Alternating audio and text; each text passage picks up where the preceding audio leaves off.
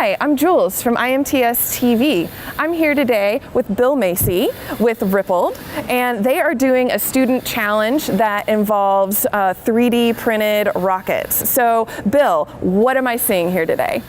We're having a bunch of fun shooting some rockets off to help the kids see how to use math and science to solve problems.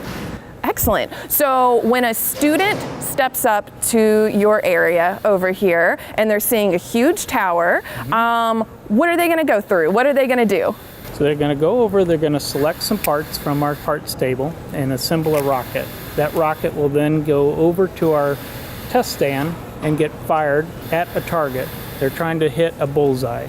They get points for where they land on the target and keep trying, keep iterating through that cycle until they achieve all the points they want to go for. There's quite a bit to it. They've got to balance a nose cone weight to make it fly correctly. They have to pick a tail that's the most efficient to make it fly straight. And then they got to pick a launch angle and a launch pressure that will get it into the target in the right spot. Oh my gosh, so who's behind this? How did this come about? So RIPPL was developed to help kids have an environment where they can self-discover how they want to use math and science. A lot of challenges out there today are very difficult, require a lot of time and a lot of investment on the student's part. These are developed to run 5 minutes, 10 minutes per iteration, so they get a lot of opportunity to try it without a lot of investment. And that gives them a real safe spot to explore whether they want to play or not. Wow, that's excellent. So what can students do to keep on learning about this stuff?